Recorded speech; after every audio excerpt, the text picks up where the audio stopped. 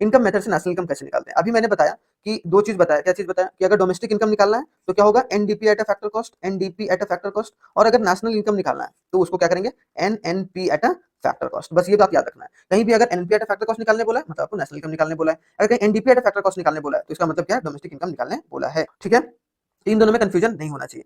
अब यहाँ आते हैं इनकम से रिलेटेड कि भारत में या फिर हमारे हमारे कंट्री में कितना इनकम जनरेट हुआ है। ठीक है, तो इनकम जनरेट का जो फॉर्मूला होता है उसका पूरा जो एक बेसिक तैयार होता है वो क्या होता है, सबसे पहले आता है कंपनसेशन ऑफ एम्प्लॉइज। सबसे पहले क्या आएगा, compensation of employees, compensation of employees. ठीक है, कंपनसेशन ऑफ एम्प्लॉइज। ठीक है, फिर आएगा प्लस करेंगे कंपनसेशन, अभी बताऊंगा कंपनसेशन ऑफ एम्प्लॉइज में क्या क्या आएंगे। दूसरा जो है वो एक तरीके से ऑपरेटिंग सरप्लस, क्या होगा, ऑपरेटिंग सरप्लस, ये बात याद रखना है। और ऑपरेटिंग सरप्लस, और जो तीसरा होगा, थर्ड जो होगा वो आपके पास क्या कहलाएगा, आपका वो मिक्स्ड इनकम, क्या होगा, मिक्स्ड इनकम। तो ये तीनों को ऐड करेंगे हमारे, ये तीनों को अगर ऐड करेंगे तो हमें क्या निकलेगा, अभी वो मैं बताऊंगा। पहले ये देख लेते हैं कि इन तीनों को जो है वो कैसे निकालेंगे। तो कंपनसेशन ऑफ एम्प्लॉइज को निकालने के लिए उसमें क्या क्या चीजें इंक्लूड करनी है आपको, ये देखिए। सबसे पहले wages and salary in cash. ठीक है, वेजेस एंड सैलरी, ठीक है, wages and salaries in cash, तो वेजेस एंड सैलरीज को ऐड करोगे। उसके बाद ऐड करना है क्या, प्लस करोगे, प्लस करोगे पेमेंट जो भी होगा, पेमेंट ऑफ एनी कैड, मतलब पेमेंट ऑफ एनी काइंड, कोई भी तरीके का जो पेमेंट होगा वो भी ऐड करोगे। ठीक है, और अदर पेमेंट जो भी सरकार देती है।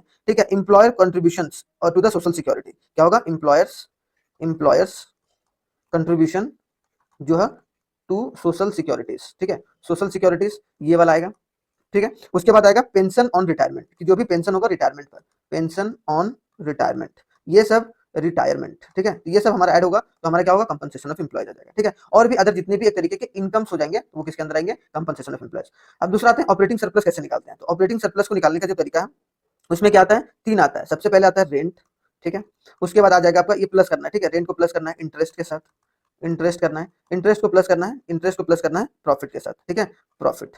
अब प्रॉफिट उसके बाद और भी जोड़ना है, तो प्रॉफिट के भी तीन पार्ट्स होते हैं, लेकिन अगर प्रॉफिट जो दिया हुआ है तो ठीक है, तो प्रॉफिट अगर दिया हुआ है तो इन तीनों चीजों को नहीं जोड़ना है। मतलब प्रॉफिट कैसे निकलता है, तीन चीजों को मिलाकर देखिए, एक होता है डिविडेंड। ठीक है, डिविडेंड अलग से दिया हुआ तो डिविडेंड ऐड कर दोगे।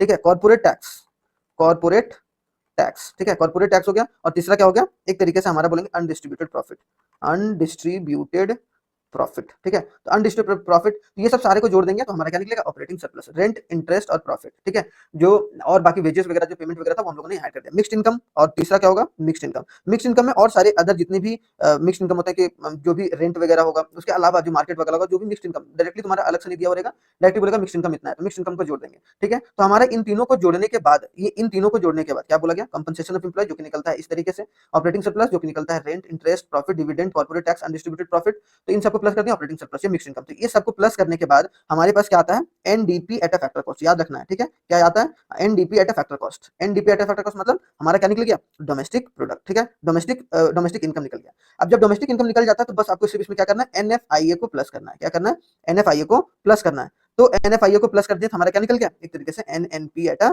फैक्टर कॉस्ट, मतलब हमारा क्या हो गया, नेशनल इनकम निकल गया। ठीक है, क्या हो गया, नेशनल इनकम निकल गया, बस नेशनल इनकम। इसमें आपको डेप्रिसिएशन वगैरह ज्यादा याद नहीं रखना है। ठीक है, और यहाँ पर डेप्रिसिएशन, यहाँ कोई प्रोडक्ट नहीं है कि जो डेप्रिशिएट होगा, और एनडीपी एट अ फैक्टर क्या हो गया, डोमेस्टिक इनकम। तो बस इसमें ज्यादा हार्ड एंड फास्ट रूल नहीं है, आपको बस यही चीज याद रखना है। ठीक है, डेप्रिसिएशन वगैरह ऐड नहीं करना है, बस ये भी चीज आप लोग याद रखिएगा थोड़ा सा। ठीक है, डेप्रिसिएशन कब ऐड करेंगे उसके बारे में भी हम लोग क्वेश्चंस में थोड़ा सा बोलेंगे, टैक्स वगैरह। ठीक है, डोमेस्टिक इनकम हो गया, वो सब हम लोग क्वेश्चंस में देखेंगे थोड़ा सा। ठीक है, डिटेल में, बस बेसिक जो फॉर्मूला है वो आपके पास ये रहा। ठीक है, तीसरा जो फॉर्मूला